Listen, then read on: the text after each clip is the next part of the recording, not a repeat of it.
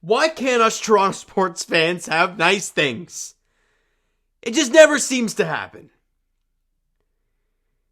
You watch the Raptors lose Kawhi Leonard to the LA Clippers, and boy, has that been fun for the Clippers. And in basically carbon copy fashion, you watch Shohei Ohtani get signed by the LA Dodgers.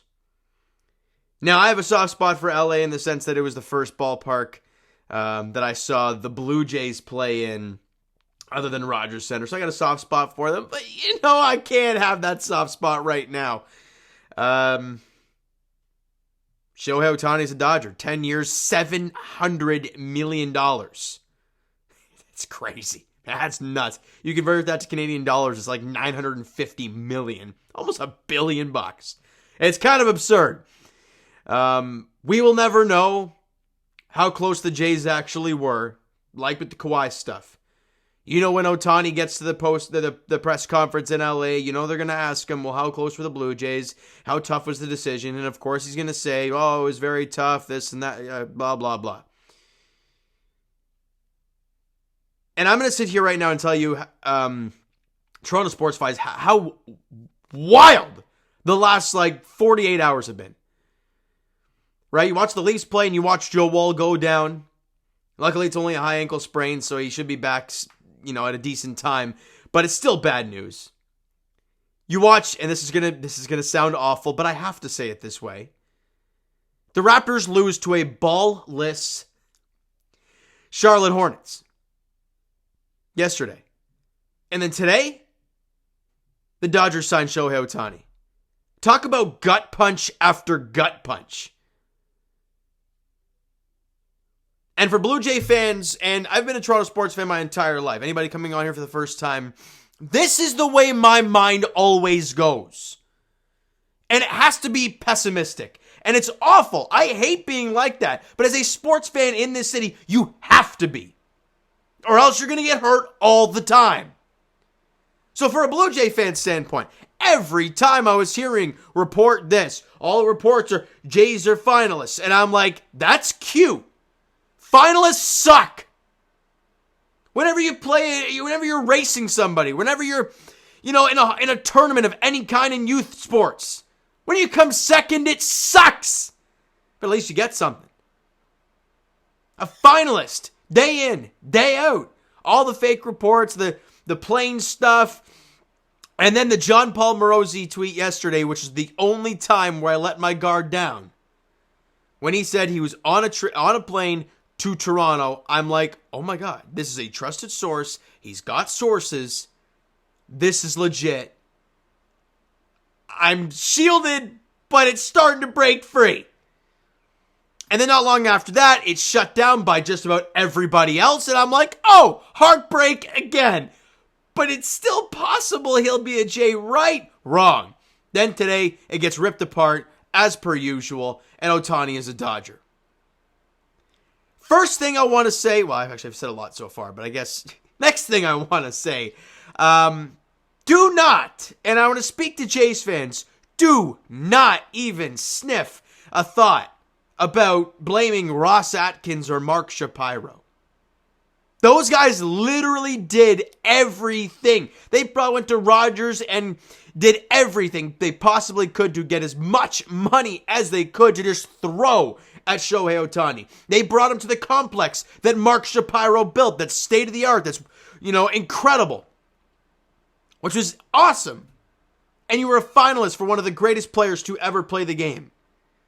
As awful as finalist sounds, you cannot blame those guys. It's not like we heard the price go up for Ohtani and the Jays backed out. No! So I gotta credit those guys for hanging in there as long as they did.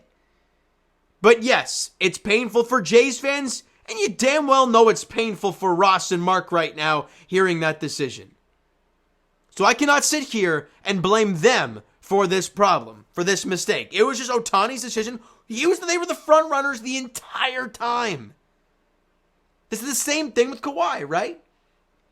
The Clippers were always the number one, and then when reports started happening and things started getting closer, then the contradicting reports happen, and you're like, oh, oh, hold on a minute, maybe not. And then he goes to that team, and it hurts us fans, but that was his choice all along.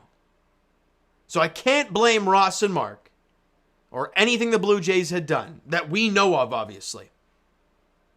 And in the end, it was for Shohei Ohtani. The one question I have for you guys in the comments, and I really want to hear what you have to say. As a Jays fan going to Rogers Center, the first time the Jays play the Los Angeles Dodgers, because it will be at Rogers Center this year, considering the Jays were in LA at Dodger Stadium last season. I'm very curious when that is going to be. I think it's early on in the season, isn't it? Oh, they don't have the schedule out in the Score app yet. You guys might be able to let me know when they play that game, but when they do come to Rogers Center and Ohtani comes back as a Dodger, what's the reception going to be like? Is he going to get booed? Because a lot of people are saying boo. There's other people that are saying don't boo him. It was his choice all along. And for God's sakes, if you really think you were going to get him.